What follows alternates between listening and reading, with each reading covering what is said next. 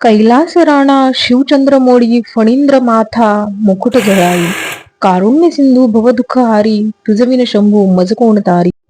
तर आज आहे महाशिवरात्री आणि महाशिवरात्री निमित्त मी बनवत होते शाबूची खिचडी. कारण ऑफकोर्स सगळ्यांचाच उपवास असतो आज. तर मी शाबू रात्रभर भिजत ठेवला होता, त्यामुळे तो छान मऊ भिजला होता. त्यात शेंगदाण्याचं कूट आणि मीठ टाकून घेतलं. शेंगदाण्याचे कूट टाकल्याशिवाय शाबू कसा बनणार ना. शेंगदाण्याच्या कुटामुळे खिचडी खूप छान लागते. सोबतच बटाटे उकडून घेतले होते.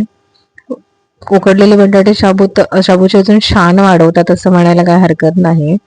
आमच्याकडे खिचडीमध्ये फक्त बटाटे, हिरवी मिरची, मीठ आणि शेंगदाण्याचं कूट एवढंच टाकतात.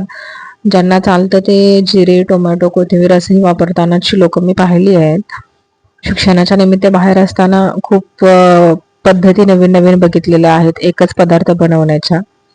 तर मी बटाटे सोलून घेतले, मिरची कापून घेतली आणि तेल कढईत गरम करून घेतलं. तेल छान गरम झाल्यावर जर तुम्ही मिरची टाकली तर तडका चांगला बसतो आणि तिखटही पदार्थ बनतो. कोणताही पदार्थ बनवायचा असेल तर तुम्हाला जर जास्त तिखट हवं असेल तर तेल थोडंसं गरम करून मग मिरची टाकायची.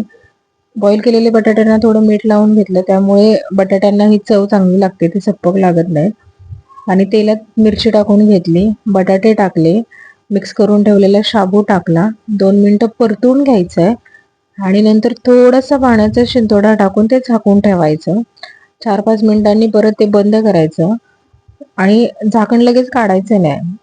2-5 मिनिटं झाकण तसंच ठेवायचं. त्यामुळे ना शाबू एकदम मऊ होऊन जातो आणि तो खायला पण छान लागतो. लहान मुलं देखील अगदी इझिली खाऊ शकतात. तर माझा शाबू तयार झालेला आहे. मी खाऊन घेते, तुम्हीही खाऊन घ्या आणि जाता जाता चॅनलला सबस्क्राईब करा. धन्यवाद.